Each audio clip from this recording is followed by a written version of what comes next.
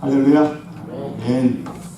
예, 맏딸로 태어나서 평생 또 부모님을 병행하고 동생들을 교육시키다 보니까 결혼을 하지 못하는 모태 솔로 또 이렇게 늙어가는 한 아가씨가 있는데, 나이가 들었고 그런데 평생 소원이 한번 결혼해서 남편과 함께 사랑을 나누고 싶은 그런 마음이 생겼습니다. 돈은 있어서 신문에 광고를 냈습니다.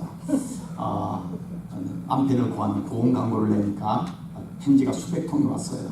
남자들이 편지를 보내 그림같이 발같이 자기를 소개하면서 내가 당신을 행복하게 해줄 테니까 나와 결혼하자고 이렇게 이제 편지가 왔는데, 근데 많은 편지 중에 여자들이 보낸 편지들이 있는 거예요. 그 내용을 보니까 뭐라고 쓰는가 하면은, 내 남편 줄 테니 데려가시오.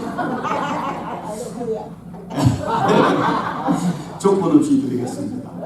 원하시면 보너스로 돈도 드리겠습니다. 근데 그 편지를 보낸 그 편지 중에 하나가 우편 소인이 하이스빌로 찍힌 것이 있대요. 그래서 혹시 저희 아내가 보내지 않았을까 지금 걱정하면서 금식기도 하고 있습니다. 예. 오늘 주기도문 강의 네 번째 설교입니다. 주기도문은 주님께서 가르쳐 주신 기도죠. 그렇기 때문에 주기도문은 기도 중에 가장 완전한 기도이고 가장 모범이 되는 기도이고 우리의 모든 기도의 기준이 되는, 모델이 되는 기도라고 말씀드렸습니다. 어떤 신학자는 주기도문 안에 모든 복음이 요약되어 있다. 또 어떤 신학자는 신학, 그 성경의 모든 신학의 몸통이 바로 주기도문이다 라고 얘기했습니다. 반대로 종교개혁자인 마르틴 루터는 말을 하기를 주기도문은 기도의 순교자라고 얘기했습니다.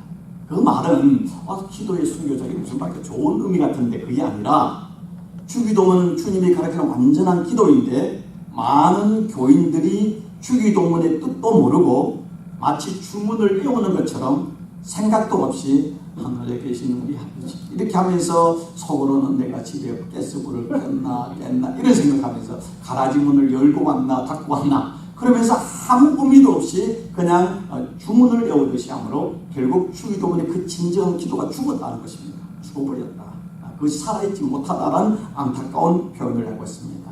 자, 주기도문은 여러분에게 말씀드렸던 것처럼 첫째가 하늘에 계시는 우리 아버지 하나님을 부르는 부름이 나오고, 그 다음에 6개의 기도가 나오고 있습니다. 그 6개 중에 첫 번째가 하나님에 대한 기도가 3가지가 나오고, 그 다음에 이어서 사람에 관한 우리에 대한 기도가 3가지가 나오고, 그리고 마지막 성령이 나오고 있습니다.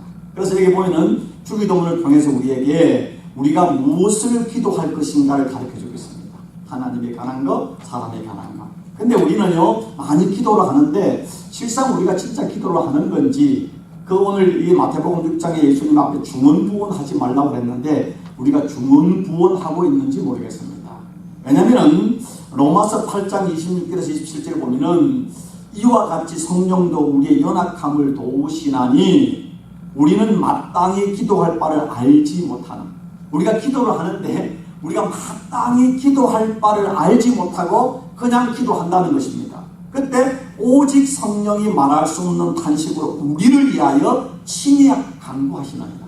그러니까 우리가 기도를 하는데 진짜 기도할 걸 기도하지 아니하고 잘못 기도를 할 때가 많다는 것입니다. 그런데 우리 안에 계시는 성령께서 말할 수 없는 안타까움을 가지고 우리를 대신해서 하나님께 기도하려 하시는데, 마땅히 살피시는 이가 하나님이시죠. 성령의 생각을 아시나니 이는 성령이 하나님의 뜻대로 성도를 위하여 간구하심이라.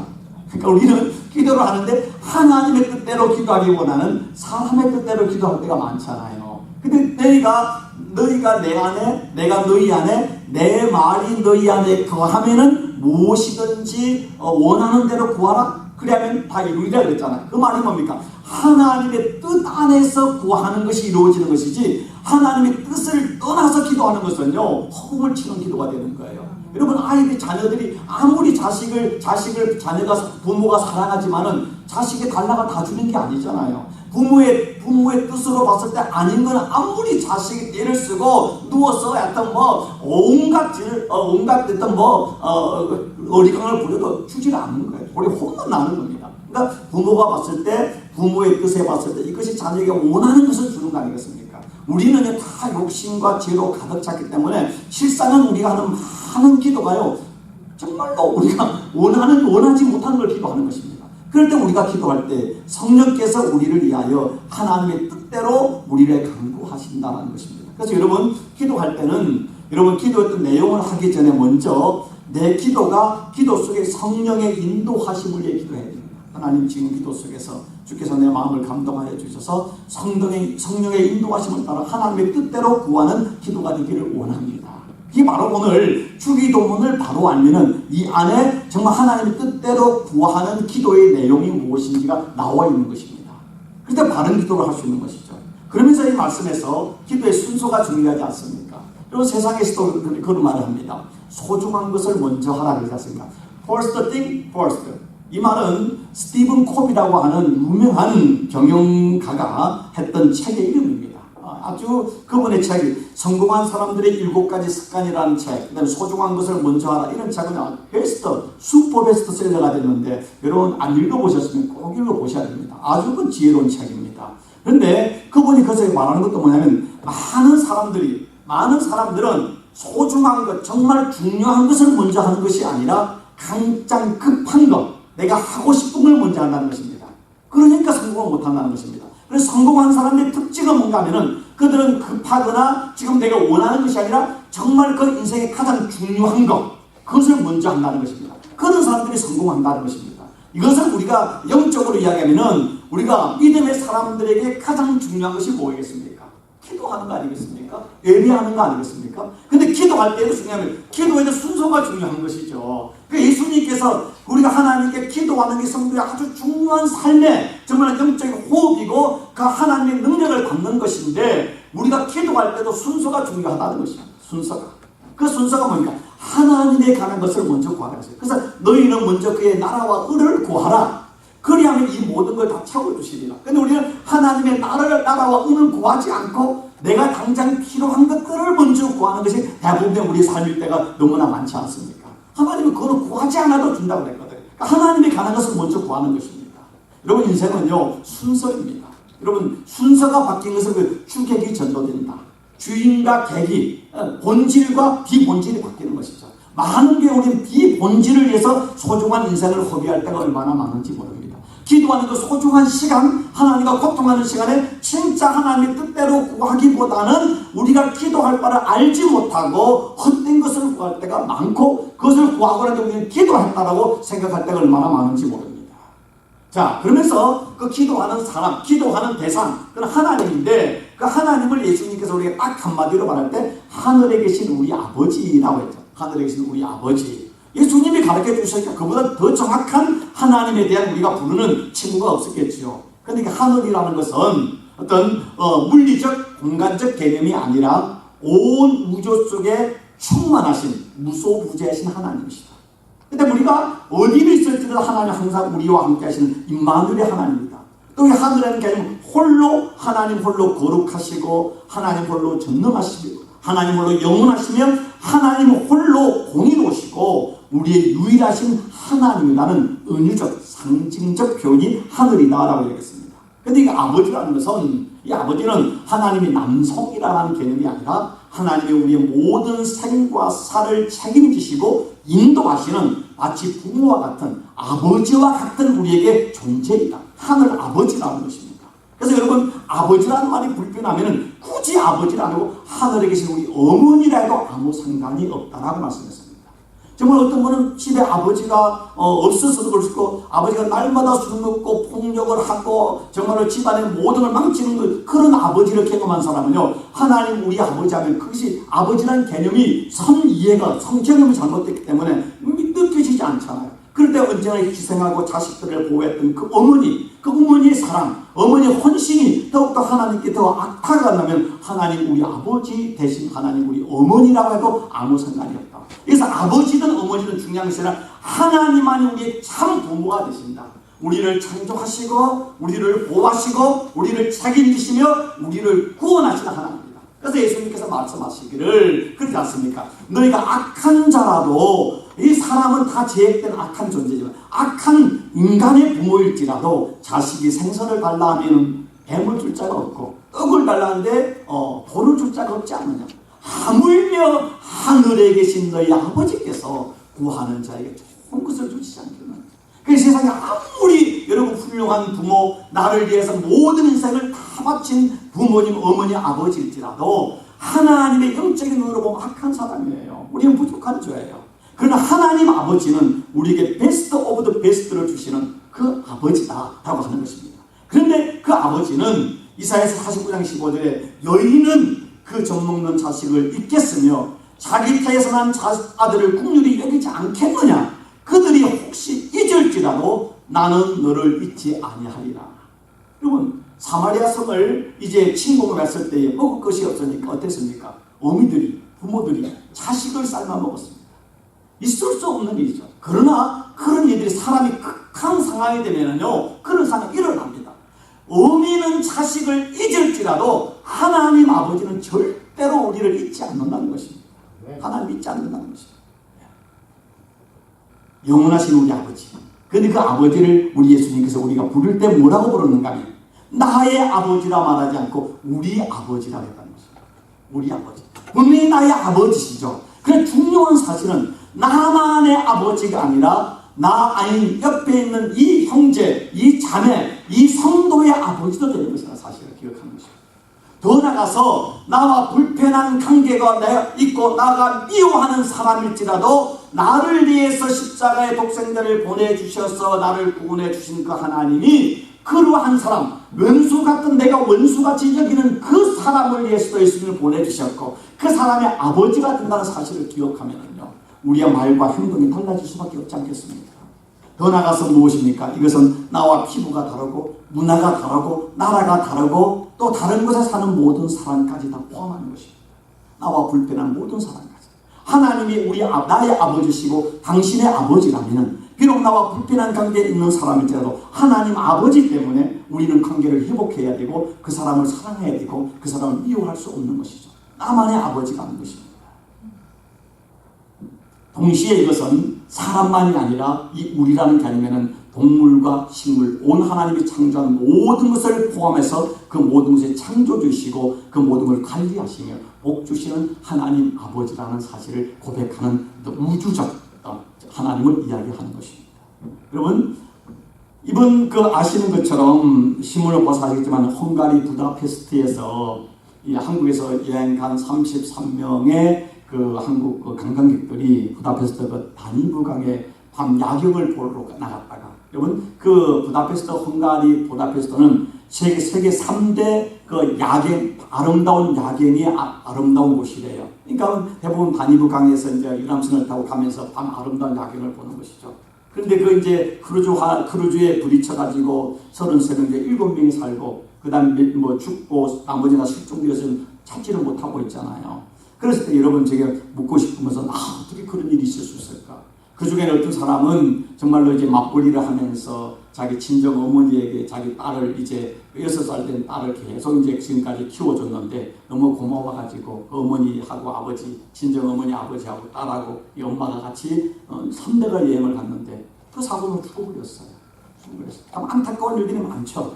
그걸 봤을 때 신문을 보고 TV를 보고 난 뒤에 여러분 그분들을 위해서 기도하셨습니다. 다시 말해서 비록 내 얼굴을 모르고 또 지금 한국에 사는 사람일지라도 그런 신문에 나온 사건들을 보고서 하나님이 나의 아버지시고 그 사람들이 아버지인데 그러면 그들이 우리와 같은 한 가족인데 그러니까 그들을 위해서 기도하는가 이것이 바로 하나님을 우리 아버지로 고백하는 것입니다. 또한 나와 다른 나라에서 사건이 이렇게 안타까운 일이 있고 배고픈 사람들이 문제가 있을 때 그것을 내가 주님의 마음을 품고 주님의 그 아픔을 가지고 그들을 위해서 어떻게 저들을 내가 도울 수 있을까? 기도할까? 기도하는가? 이것이 바로 하나님을 우리 아버지로 모시는 마음인 것이죠. 이번에 이제 우리가 지난 4월에 이제 한국에 대형 산불이 강원도에 났잖아요. 그래서 이제 우리 미국 장독에 있는 이 한국 교회 총회에서 한국의 강원도 산불 난 곳에 교회들도 전소되고 많은 사람들이 이재민들이 생겼기 때문에 우리 헌금을 해서 보내자 해가지고 총회장 서신이 와서 우리 성도님들에게 또 이야기를 하고 우리는 그 부활절 헌금의 50%는 이제 북한, 50%는 이제 곳에 보냈습니다. 그런데 이번에 지금 이제 전체 보낸 그 리스트를 이제 그 목회자들이 다 보내왔더라고요. 근데 우리 미국 장로교 안에 한국 교회가 한 400여 교회가 됩니다. 그런데 그 보니까 지금까지 그 보낸 분들이 보니까 교회가 전체 합해서 한 20여 개의 교회가 보냈어요. 그럼 우리 교회의 사이즈로 봤을 때는 그 전체 보니까 다른 교회 사이즈가 나오지 않습니까? 교회의 숫자에 비해서는 제가 본 거로 우리 교회가 제일 많이 보낸 것 같아요. 제가 그걸 자랑하려고 하는 것이 아니라 여러분이 감사하고, 저는 여러분의 그런 하고 우리가 크리스마스 헌금이나 부활절 헌금은 전에 북한 선교를 보낸다 할 때 그게 뭔가 하면 하나님이 우리 아버지라는, 나만의 아버지가 아니라 북한의 그 압제 속에 고통하고 배고픔 속에 죽어가는 사람들, 지하교에서 순교적 삶을 사는 사람들에게 조금이라도 우리가 동참하면서 하나님 우리 아버지 되심을 같이 고백하며 같이 기도하며 그들과 함께 같이 아파하고 싶은 마음으로 우리가 그런 고백적 차원에서 하는 것입니다. 그러니까 여러분 그런 날 때 참 하나님 감사합니다. 우리 작은 교회가 정말로 성도님들이 같이 정성껏 또 반대하지 않고 보낼 수 있으면 감사합니다. 정말 여러분 존경스럽고 감사드리는 것입니다. 여러분 말씀드리지만 나쁜 사람이 어떤 사람이 나쁜 사람입니까? 죄를 지어 나쁜 사람이 나쁜 사람입니까? 나뿐인 사람, 나만 잘 되면 되고 나만 행복하면 되고 나만 잘 먹으면 되고 나만 건강하면 되고 이 나쁜 사람이 나쁜 사람, 나뿐인 사람, 나뿐인. 그래서 다르게 좀 나가 확장되면 우리 가족, 나의 가족, 나의 가정, 내 사업터만 잘 되고 내 교회만 잘 되는 거예요. 제가 다른 데를 비판한 게 아니라 그런 일이 있을 때 400여 교회 편지를 보냈으면 다 보냈으면은 저는 한국에 있는 그들도 우리 동포들인데 한국에 교회가 불이 났는데 우리 십시일반 조금이라도 같이 우리 도와서 하나님 우리 아버지니까 이래야 되는데 다 사정이 있겠지만은 20여 교회가 보냈다는 건 좀 제가 실망스럽습니다. 그러니까 뭐냐면 많은 경우에 뭐 우리 교회만, 뭐 내 교회만, 또 내 가정만, 뭐 그들은 out of my business. 이런 식의 개념들이 우리 너무 많지 않습니까? 이게 바로 개인주의 신앙인 것입니다. 그런 나쁜 신앙입니다. 좋은 신앙은 함께 더불어 울고 기뻐하고 사랑하며 섬기며 손을 잡고 하나님의 나라를 만들어가고 하나님의 나라를 함께 가는 것이죠. 함께 가는 거예요. 이 공동체 신앙이고 예수님께서 그 성령을 그 하나님께서 그 보내주실 때는 어디에 보내줬습니까? 한 사람이 보내줬습니까? 아니죠. 120문도가 그 작은 다락방에 모여서 일주일 동안 땀 냄새 나고 사람 냄새 나고 덥고 힘들어도 그 안에서 힘써서 기도할 때 그곳에 성령이 임했잖아요. 하나님의 역사는 두세 사람이, 그는 결국 한 사람이 아닌 공동체로 모여서 하나님은 우리 아버지라는 고백, 우리의 아버지, 온 인류의 아버지님을 고백할 때 거기서 하나님의 역사가 일어나는 것입니다. 적어도 우리 교회는 이 시골에 있고 작은 교회지만 정말 우리가 신앙의 배짱을 가지고 담대함을, 자부심을 가지고 하나님이 우리 아버지라는 신앙의 지평을 넓히고 그렇게 살아갈 수 있는 그런 사람들이 되기를, 그런 믿음의 사람들이 되기를 주의 이름으로 축복합니다. 저희 지금 한 것은 이제 지난 설교를 지난 3번 설교를 여러분에게 지금 다시 반복하는데, 왜냐하면 우리는 참 제가 감사는 또 해도 여러분 새롭게 받아들이는 그 은혜가 감사해요. 다음 주에 또 해도 감사할 거라고. 돌아서면 잊어버리면 또 새로워지니까.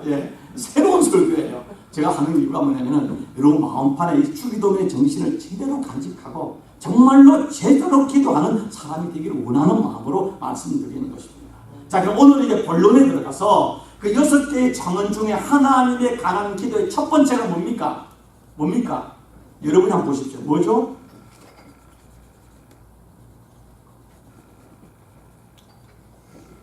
뭐예요? 첫 번째 기도가. 그러니까 하늘에 계신 우리 아버지, 그는 이제 부름이고, 그 다음에 첫 번째가요, 하나님에 대한 첫 번째 기도가 이름이 거룩히 여김을 받으시오며 그랬습니다. 이름이 거룩히 여김을 받는다는 게 무슨 말입니까?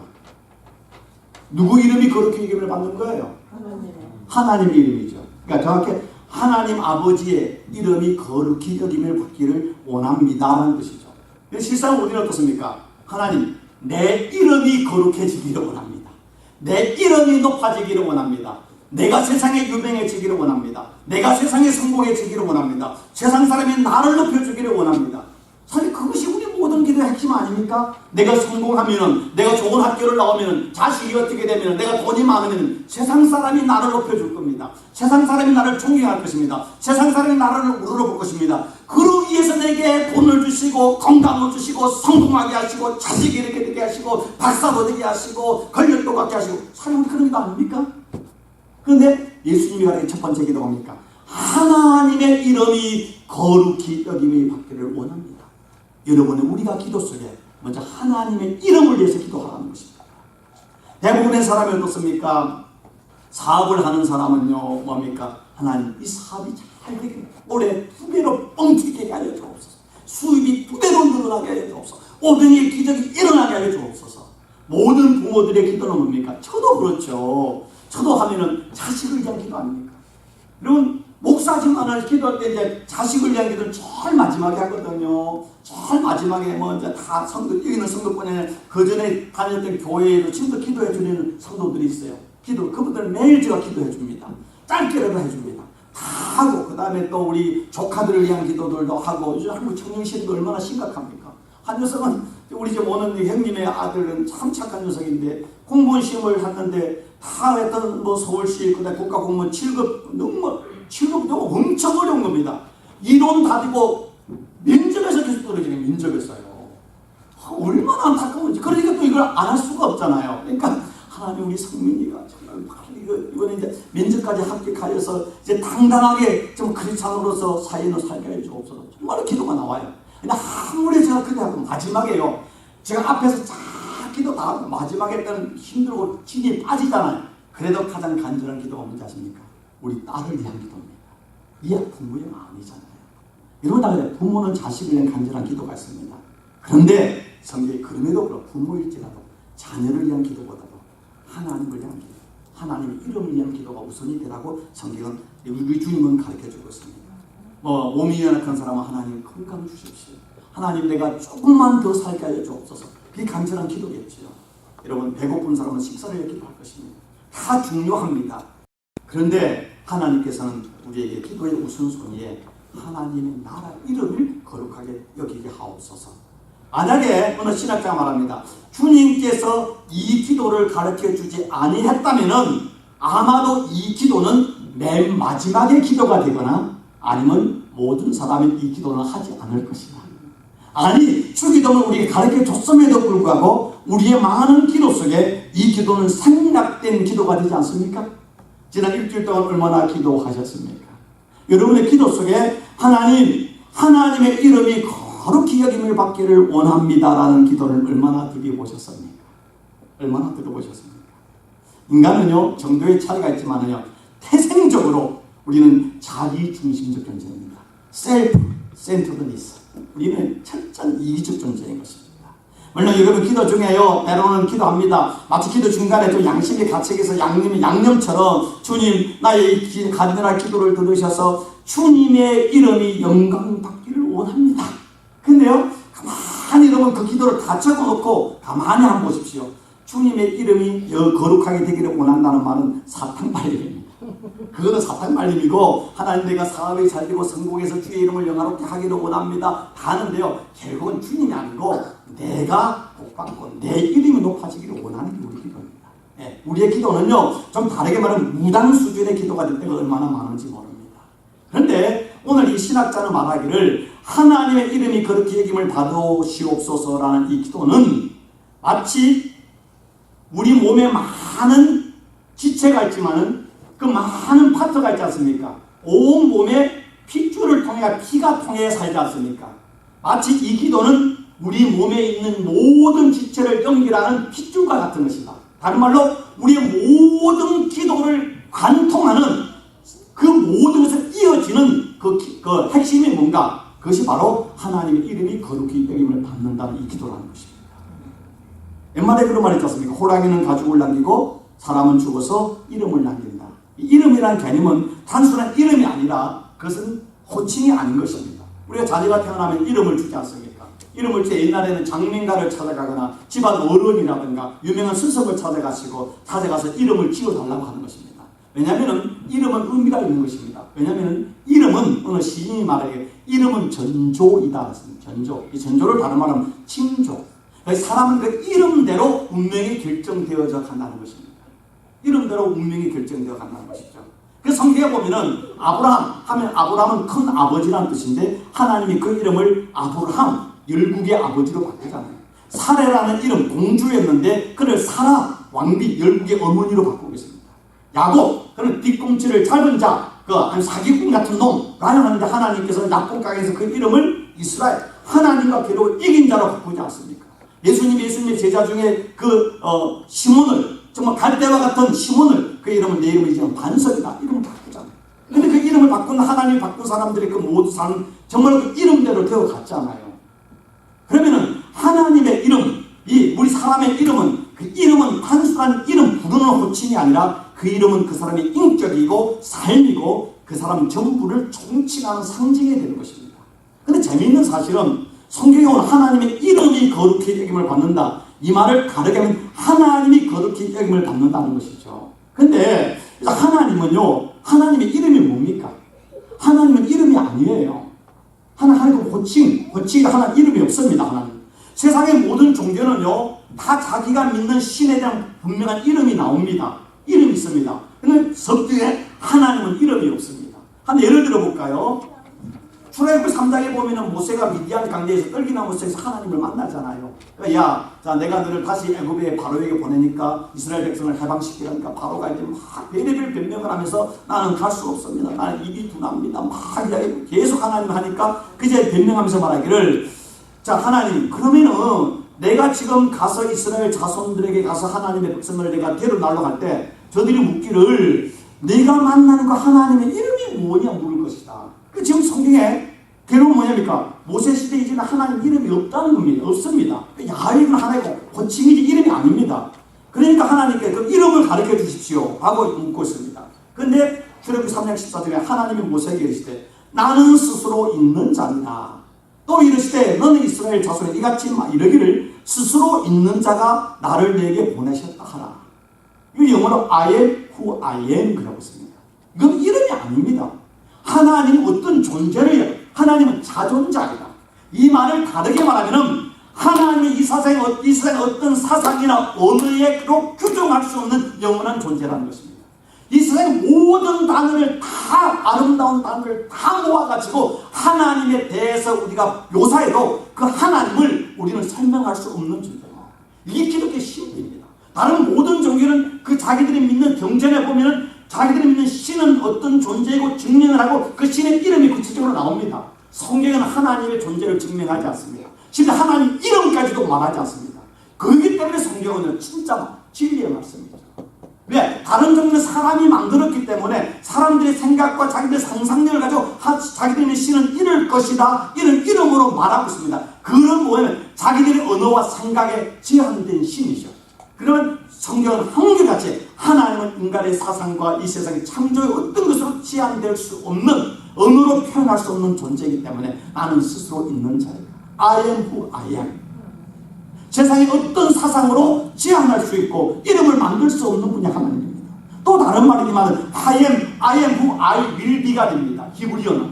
그러면 너는 아브라함의 하나님, 이삭의 하나님, 야곱의 하나님이라고 하나님께서 말씀하는데 너희의 조상 아브라함에게, 이삭에게, 야곱에게 나타나서 어떻게 내가 너희가 했는지를 보면서 하나님은 이름뿐이다 계시된 걸 경험하는 것처럼 내가 지금 가서 바로 앞에 대기하고 이스라엘 백성을 인도의 강야를 지나가면서 그 순간순간 하나님이 계시해 주는 것만큼 우리가 하나님을 깨달을 수 있다는 것입니다. 그러나 그 모든 성경에 있는 것을 하나님을 우리가 깨달은다 할지라도 그거는 바닷물 속에, 바닷물이 하나님이라면 그 안에 우리가 한 바가지 물만 우리는 뜨는 것입니다. 하나님은 영원하시고 무한하신 하늘의 하나님이기 때문에 것입니다.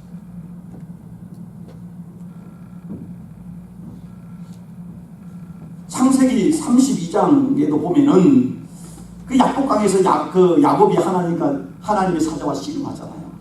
씨름하는데 그때 이제 하나님께서 야곱에게 내 이름이 뭐냐? 야곱입니다. 이스라엘이 하라 하면서, 그러니까 다시 야곱도 아주 배짱 좋게 하나님의 사자에게 당신의 이름이 뭡니까? 묻습니다. 그러니까 그 하나님의 사자 어찌 내 이름을 묻느냐 그랬습니다. 어찌 내 이름을 묻느냐. 라고 합니다.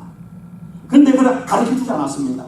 그런데 하나님이 사자라고 하는데 그 다음에 보면은 30장 30절에 보면은 야곱이 그곳을 분이엘이라 했는데 왜 분이엘이 하나님을 대면하여 보았으나 내 생명이 보존되었다. 사람으로 하나님이 현현에 나타난 것입니다.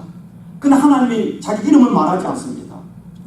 사사기 13장에 보면은 삼손의 아버지 마노아에게 하나님이 나타나서 늙은 그 부모에게 삼손이 태어날 걸 예언하는데 그때도 이 삼손의 아버지 마노아가 하나님을 향해서 당신의 이름이 뭡니까? 라고 묻는데 그때 하나님 사자가 말하기를 어찌하여 내 이름을 묻느냐 그러면서 내 이름은 기묘자라 했어요. 기묘자.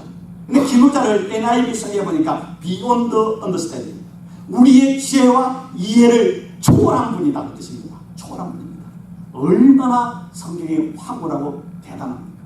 저는 성경을 보면 볼수록 야, 세상의 그 모든 종교와는 차원이 다른 진리라는 사실을 우리는 발견하게 되는 것입니다. 그렇다면 이 거룩하시고 제한할 수는 완전하신 하늘의 하나님 아버지를 어떻게 이름을 영화롭게 할 수 있겠습니까? 많은 설교를 할 수 있지만은 먼저 반대로 보죠. 레위기서 24장 16절에 보면은 여호와의 이름을 모독하면 그를 반드시 죽일지니 온 회중이 돌로 그를 칠 것이라. 거름이든지 본토이든지 여호와 이름을 모독하면 그를 죽일지니라 했습니다. 자, 하나님 이름을 거룩히 여기는 거에 반대는 하나님을 모독하는 것이죠. 근데 구약에는 그 율법을 하나님의 이름을 거룩한 이름을 모독하면 반드시 죽여버리라 했습니다. 본토인이든 또 일반인이든 다 죽이라는 것입니다. 출애굽 20장에 보면은요 10계명에 나오는 제3계명이 뭡니까? 나는 너희 하나님 여호와의 이름, 너는 네 하나님 여호와 이름을 망령되이 일컬지 말라. 나 여호와 이름을 망령되이 일컬는 자는 죄 없는 줄로 인정하지 아니하리라 했습니다. 하나님의 이름을 망령되이 일컬는 것. 여러분, 우리가 어떤 사람이에요? 내가 하나님의 이름으로 맹세한다. 아, 내가 크리스찬이다. 그럼 쉽게 우리는 그냥 크리스찬이다. 교회 다닌다. 목사다. 우리가 또 교회 내가 집사다, 건사다, 장로다. 우리는 세상에 함부로 말합니다.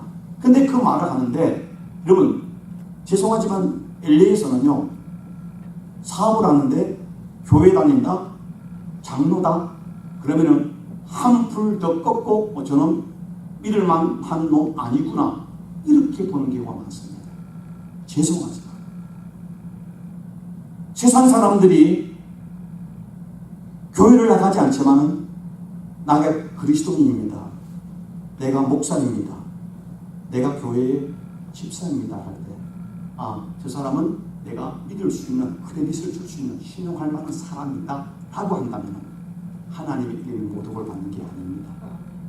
그런데 저 사람 교회 나가, 저 사람 목사, 그럼 성범죄자, 사기꾼, 저 사람 교회 장로, 나를 등쳐먹을 놈 라고 한다면 뭡니까? 하나님의 이름을 모독하는 것이죠. 이 지금 오늘날 한국 교회, 이민교회 현실입니다. 우리의 현실입니다. 제 친구 목사님이 한국에서 공항에서 들어가도 나갈 때 이제 직업을 묻지 않습니다. 뭐 하시는 분입니까? 많은 목사님들이 창피해서 목사라고 이야기를 안 한대요. 그러면 그 사람들이 실컷 쳐다본대요. 째려본대요. 근데 신부님이라면은 절을 한대요. 존경한다는 거예요. 그 말을 듣고 난데 제가 한국에 갔다 올 때마다 뭐 하시는 분이십니까? 저는 더 당당하게 목사입니다 라고 합니다. 아무리 목사가 사기꾼이 많고 성범죄자가 많은 처참한 시대를 살아가지만 적어도 목사라면 하나님이 주시는 그 사명에 대한 당당한 두려움이 있어야 되잖아요. 있어야 되잖아요. 여러분이 크리스찬으로서 세상을 살아가는데, 아이 크리스찬, 나는 하나님의 자녀다, 나는 하나님의 백성이다, 하나님의 백성다운 삶을 살면 저 사람은 뭔가 다르다는 걸 보여줄 때는 하나님의 이름이 영광을 받는 겁니다. 근데 아이고 저 사람 교회 나가, 교회 집사야, 열린 장로교회 나간다고, 아이고 저 사람 보니까 교회 나가기 싫어. 뭡니까? 쉽게 말하면 하나님의 이름을 모독하는, 하나님의 이름이 세상의 땅에 떨어지는 것이죠. 에스겔서 36장 23절에 여러 나라 가운데서 더럽혀진 이름, 뭡니까? 거룩하신 하나님이 더럽혀졌다는 것입니다. 더럽혀진 이름, 곧 너희가 그들 가운데 더럽힌 나의 큰 이름, 뭡니까? 하나님의 거룩하고 존귀하고 영광스러운 그 하나님의 이름 내가 거룩하게 할지니라. 하나님이 이스라엘 백성들을 아브라함의 후손을 택해서 그들을 통해 하나님의 이름을 만민 중에 거룩하게 나타나기를 원했는데 이스라엘 백성들은 하나님을 더럽혔다는 것입니다. 하나님이 너희가 더럽힌 나의 이름을 내가 거룩하게 할지니라. 내가 그들의 눈앞에서 너희로 말미암아 나의 거룩함을 나타나느니 나는 여호와인 줄 나의 이름이 거룩한 이름인 것을 여러 나라 사람이 알리라. 주 여호와의 말씀입니다. 이것은요 에스겔 시대 에스겔의 말이 아니라 오늘날 한국교회 현실이고 이민교회 현실이고 한식이 오늘 우리의 현실입니다. 저희의 현실입니다. 저희의 현실입니다. 하나님의 거룩하신 이름을 우리는 영화롭게 하기보다는 하나님의 이름을 우리는 도려봤습니다. 인정해야 됩니다. 그리고 회개해야 합니다. 어거스트는 이 말씀을 할 때 이렇게 했습니다. 이름이 거룩히 여김을 받으시오면은 그 자체로 언제나 거룩하신 하나님의 이름이 하나님의 백성인 인간에 의해서 이 땅에서 거룩하게 나타나기를 기원하는 것이다.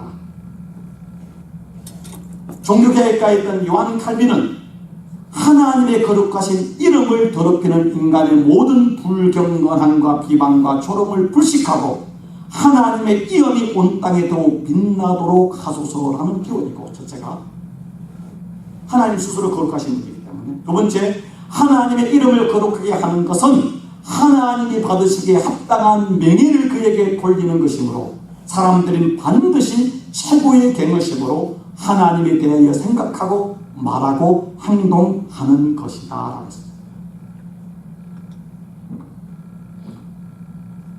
그러면 우리는 먼저 하나님의 이름에 합당한 영광을 돌리기 위해서 온전한 예배를 드려야만 합니다.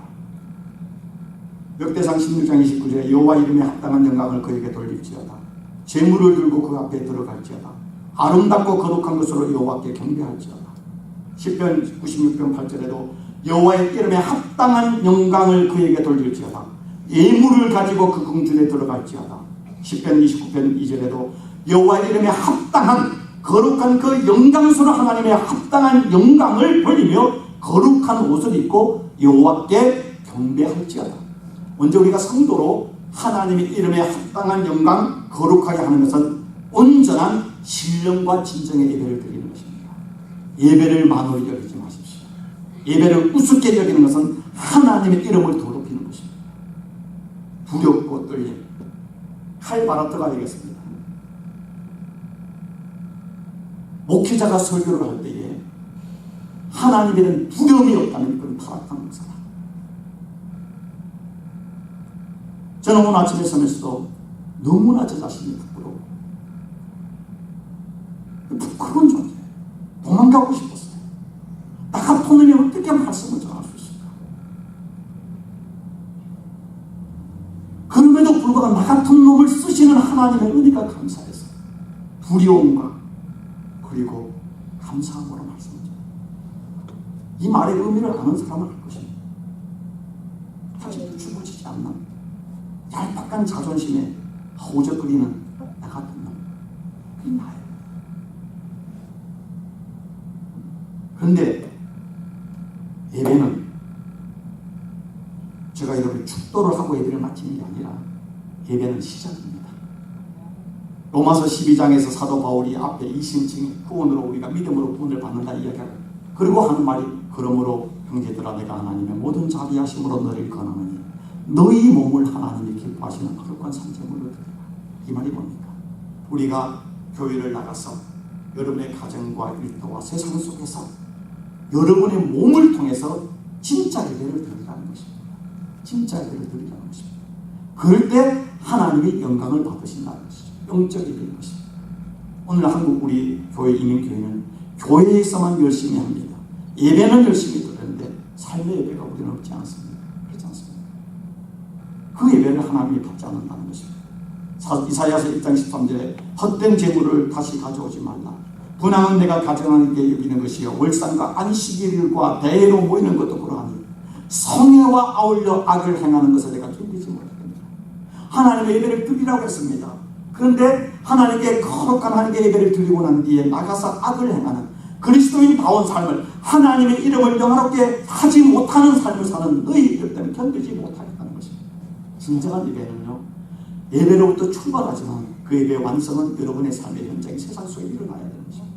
세상 사람들이 여러분의 삶을 보면서 저 사람 보니까 내가 예수 믿고 싶다, 저 사람 보니까 하나님이 살아계시는 것 같다, 저 사람 보니까 내가 저 열린 장를 가고 싶다, 그것이 바로 하나님의 이름을 영화롭게 하는 거잖아요. 그렇지 않습니까? 여러분, 나간 데는 아이들이 마약하고 깽단하면은 우리 처럼서, 야, 저는 이 집 자식인가, 참 불의 자식이다, 우리 그럼 욕을 하잖아요. 그 자식의 행동 때문에 아버지가, 부모가 욕을 얻어먹잖아요. 근데 아이가 정말로 그 나가가지고 참 모범생이고 의롭게 살고 참 모두가 본받을 만한 그런 삶을 살면, 야, 참 저 사람 아버지가 누군가, 참 그 애기 그 자식이다. 우리가 그 자식 때문에 아버지가 높아지잖아요.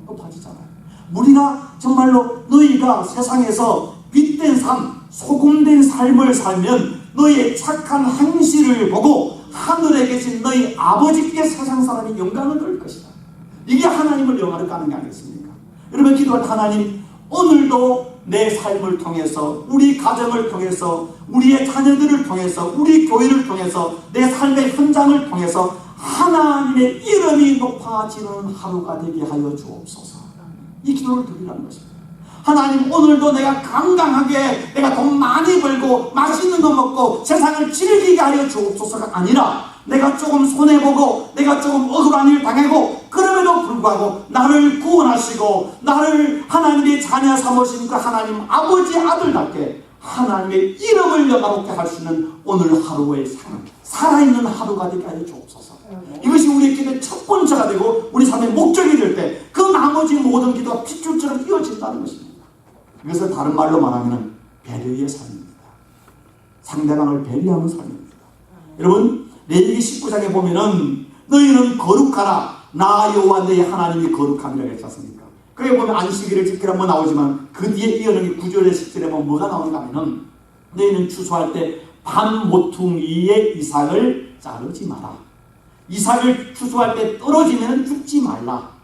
그리고 포도를 딸 때도 포다를 다 따지 말라고 얘기했습니다. 가난한 사람, 또 나그네와 가부와 애국 사람들이 먹어야 된다. 뭘 말합니까?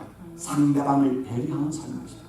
나만 켜지는 것이 아니라 하나님의 백성의 거룩함은 하나님이 내가 너를 사랑하는 것처럼 다른 사람도 사랑하고 불쌍히 여기니까 내 삶에 하나님의 그 은혜와 축복을 너만 간직하는 것이 아니라 그것을 다른 사람과 나누는 삶을 사는가, 배려하는 삶을 사는 것이 거룩한 성도의 삶이라는 것입니다. 이적인 삶, 나만 아는 사람은 나쁜 신앙입니다.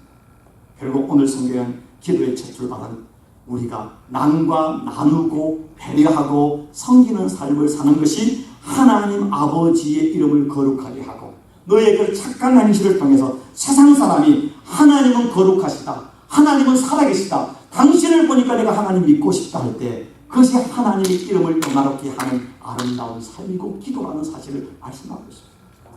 저와 여러분의 삶 속에서 나를 구원하시고 나를 자녀 삼는 그 은혜 속에서 이제는 하나님의 이름의 영광을 돌리고 하나님 이름을 거룩하게 하기 위해서 여러분의 가정과 일터와 삶 속에서 하나님을 영원하게 하는 하나님의 효자, 효녀가 다 되어지기를 주의 이름으로 축복합니다. 아멘. 기도하겠습니다. 좋으신 하나님 감사합니다. 우리는 죄인입니다. 감히 하나님의 설 수 없는 참 교만하고 완악하고 하나님의 이름을 모독하고 하나님의 이름을 해방하는 자의 삶을 살았습니다. 다시 한번 우리를 불쌍히 해주시고 또 이 성찬을 통해서 우리에게 주의 은혜를 회복하여 주셔서 이제는 하나님 우리 아버지의 이름을 영화롭게 하며 거룩하게 하는 우리의 발걸음이 되게 하시고 가정이 되게 하시고 일터가 되어서 하나님 홀로 거룩하시니 만백성 온 우주 속에 울려 퍼지는 거룩한 영광이 나타나게 하여 주옵소서. 예수 그리스도 이름으로 기도드리옵나이다. 아멘.